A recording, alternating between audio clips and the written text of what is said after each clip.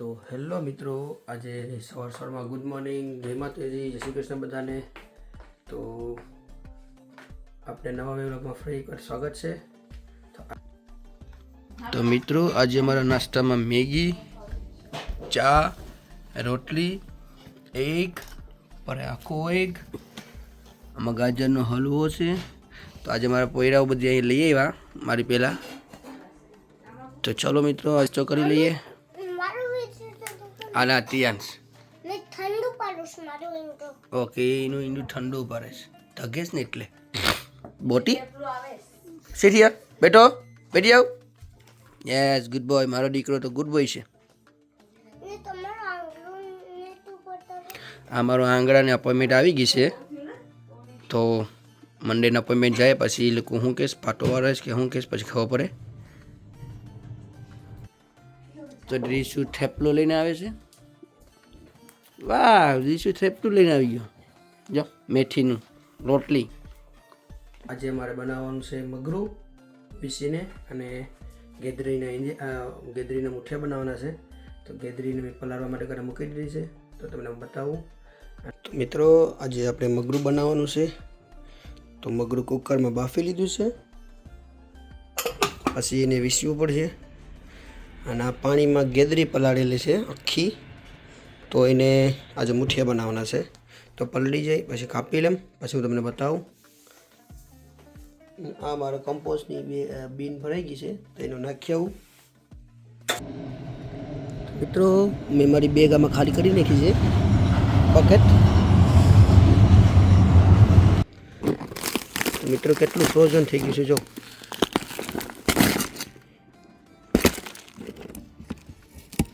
આમાં પણ આ બરફ થઈ ગયા કે પાણી ભરીને મૂકી દીધું ને રાતના ડોલ આવી બકેટ કે તો એ પણ ફ્રોઝન થઈ જાય. આ બધામાં ઝારવાના બધા ફ્રોઝન જ થઈ ગયા છે. તો મિત્રો, આપણે મગરું વિસવા માટે રેડી છે. એને બધી કાંટાને કાઢી નાખ્યા છે. એને બાફી નાખે એટલે પોચું થઈ જાય, એટલે એને કાંટા નીકળી જાય. હવે આને ઝીણું ઝીણું કરી આવી રીતના ચૂંદી લેવાનું, એમને વીસી લેવાનું આવી રીતના.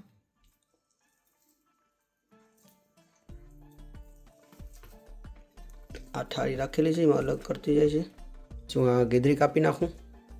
તો સોરી, હું ગેદરી કાપી શક્યો નહીં, કારણ કે મારી ફિંગરમાં હજી બેન્ડેજ મારેલું છે. તો આજે મારા કિંગ માસ્ટરને કેવું પડીએ, કુકિંગ માસ્ટરને, તો એ કાપી દે. પછી હું મુઠિયા બનાવું ત્યારે તમને બતાવું, કેમ કે એમાં તો એક જ હાથની જરૂર પડીએ. તો મિત્રો, તેલમાં ડુંગળી ને મેથી શેકાવા માંડી છે. તો ડુંગળી શેકાઈ ગઈ છે. તો મસાલો નાખી દીધો. મસાલો શેકી નાખીએ.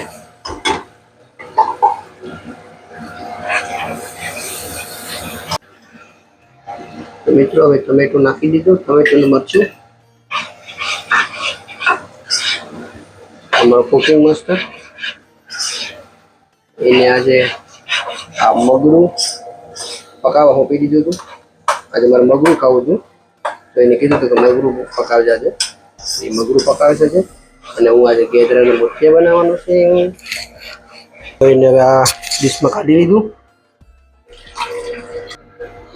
તો મિત્રો, આને બાફીને ઓલરેડી ધોઈ નાખ્યું હતું.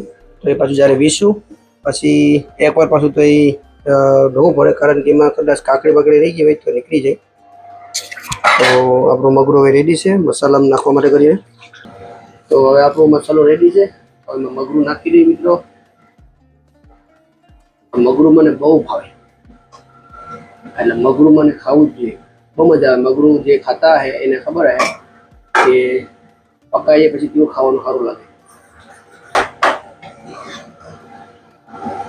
એટલે મગરું મિક્સ કરવાનું ચાલુ છે.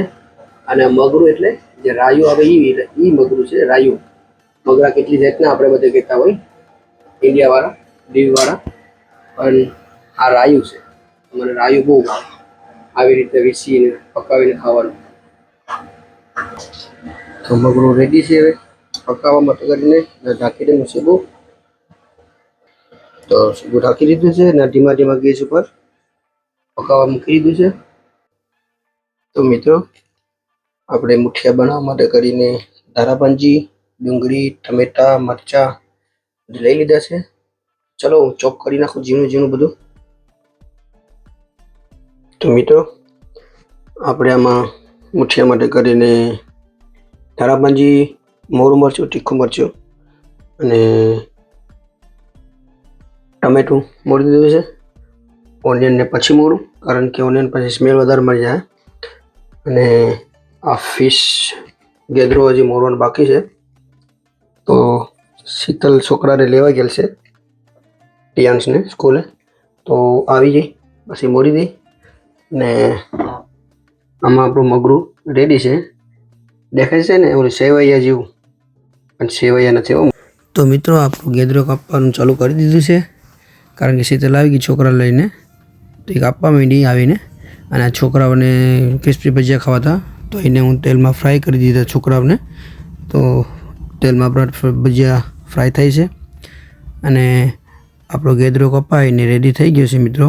તો આવી રીતે ઝીણો કરી અને એને છીણી લેવાનો, હાથેથી એમ ચૂંડી લેવાનો, કારણ કે ગેદરાનું માંસ છે ને તેમ પેલું હોય એમ પોચું. તો આપણે હાથથી આમ છીણીએ ને દબાવીએ ને તો પોચું થઈ જાય. તો આવી રીતે ઝીણું કરી લેવાનું. અને આપણું આ બધું ટમેટા અને બધું રેડી હતું. તો ટમેટાને આપણે નાખી દીધા. આ છે તીખા મરચાં અને આ છે મોરા મરચાં અને આ છે ધારાભાંજી. તો બધું રેડી હતું કાપેલું આપણું. તો ચલો હવે હું બધું એને મિક્સ કરી દઉં. અને આવી રીતના આખું બધું આપણે મસ્ત રોટલીનો જેમ લોટ કહાણીએ ને એવી રીતના મિક્સ કરવું પડે. અને આ છે ડુંગળી. તો ડુંગળીને પણ ઝીણી આપણે બારીક જેવી આમ નાની ચોપ કરી લેવાની, કારણ કે પછી આપણે જ્યારે એને પીંડલા વાળે ને તો એ પીંડલામાં આપણને એ ડુંગળી ન રહે તો પીંડલા સરખા વળે નહીં. તો આવી ઝીણી બધું કાપી લેવાનું આખું. અને આપણે મસાલો 2 ચમચી જેટલો મસાલો નાખી દઈશું, કારણ કે પછી જોઈશું કે મસાલો જરૂર પડે એ પ્રમાણે પાછો નાખ્યું. અને અડધી ચમચી જેટલી હળદર નાખી દીધી છે. તો આમાં થોડુંક જીરું થોડુંક નાખી દીધું છે, આખું જીરું. અને આ બીજો થોડોક ગરમ મસાલો હતો ડબ્બીમાં, તો એ ગરમ મસાલો નાખી દીધો છે. અને આ ઘરનો શેકેલો થોડોક આખો મસાલો હતો, તો એ થોડોક નાખી દેવાનો. અને એમાં ટેસ્ટ મુજબ નમક નાખી દેવાનું, જેને જેટલું ખાવું એ પ્રમાણે. તો મેં મારા ટેસ્ટ મુજબ મેં નમક નાખી દીધું છે. અને પછી પાછું જ્યારે પેલું થશે ત્યારે હું પાછો ટેસ્ટ કરી લઈ. અને આવી રીતના આપણે એને લોટની જેમ કહણી લેવાનું, મિક્સ કરી લેવાનું બધું પ્રોપર રીતે. તો મિત્રો આમાં થોડોક મસાલો ઓછો પડ્યો મને એવું લાગ્યું, એટલે મેં પાછું 1 ચમચી જેટલો મસાલો નાખી દીધો છે. અને આવી રીતના બરાબર કહણી અને આવી રીતે પીંડલા ચાલુ કરી દેવાના. તો મિત્રો મેં પીંડલા ચાલુ કરી દીધા છે ગેદરાના. તો એ થોડુંક ધ્યાન રાખવાનું કે આપણે એમાં પાણી રહે નહીં. તો પાણી રહી જાય ને કહાણમાં તો પછી પહેલું થઈ જાય, આપણે પીંડલા સરખા વળે નહીં. તો આપણા પીંડલા એક તપેલામાં રેડી થઈ ગયા છે. અને થોડાક ટિક્કી પણ બનાવવાની છે આપણે, પેલું કબાબની જેવી રીતના. અને આ જે બીજી એક તવીમાં છે એ જેટલું ઓલામાં તપેલામાં ફૂલ થઈ ગયું, તો મેં બીજું આ તવીમાં કરી નાખ્યા. અને આમાં આપણી ટિક્કી બનાવેલી છે. તો એ ટિક્કીને પહેલાંમાં ઈંડામાં પેલું કરીને ફ્રાય કરવી પડશે. તો આપણો એક ટોપ રેડી છે પહેલાં ચૂલા પર મૂકવાનો. તો જો આવી રીતના આપણે ટિક્કીને મિત્રો ઈંડામાં પેલું કરી મિક્સ આમ પલટી મડાવી અને પછી એને તળી લેવાની છે. તો આ નવી રીતના અમે આજે ઓલું કરીએ છીએ. અને આમાં આપણે એક તપેલું સરાવી દીધું છે બાફવા માટે કરીને. પાણી કંઈ નાખવાનું નહીં. અને એવી રીતના ધીમા ગેસ ઉપર એના બાફ ઉપર ચાલવા દેવાનું. અને આપણી આ ટિક્કી રેડી છે એગના ડીપવાળી. તો એને ટ્રાય કરી લઈશું કેવી લાગે છે. તો મિત્રો જોઈ શકો છો તમે કે આપણો કેટલું મસ્ત સ્ટીમ આવેલી છે. તો આવી રીતના બાફમાં ધીમા ગેસ ઉપર થવા દેવાની. અને એક વખત એને હલાવી અને એટલે હલાવતું રહેવાનું. તો એક વખત પલટી મારી જાય પછી એને ફૂલ થોડોક રાખી દેવાનું પાણી ભરવા. અને આ એક આપણી તવીમાં બીજું મુઠિયા રેડી છે. એને પણ ધીમા તાપ ઉપર મૂકી દીધા છે આપણે. તો હવે આ મારા મુઠિયા પકાઈને રેડી છે, તમે જોઈ શકો છો. પણ એક સાઈડ ઉપરથી મિત્રો દાઝી ગયું થોડું, કારણ કે એમાં થોડુંક ધ્યાન રહ્યું નહીં, તો ફૂલ હતો ગેસ એટલે. અને આ મેં એક વાર પલટી ફેરવી લીધા, એટલે આ બીજી વખત મેં ફૂલ થોડોક ગેસ રાખી લીધો, એટલે વહેલું પાણી બળી જાય. અને જો આ આપણી ટિક્કી છે, તો કેવી ટિક્કી બની છે. અને આ આપણો બીજો તવી પર રેડી થઈ ગઈ. તો ચાલો મિત્રો, આપણા મુઠિયા બનીને રેડી છે. તો ચાલો હવે ટેસ્ટ કરી લઈએ. અને ચાલો હવે હું જમી લઉં.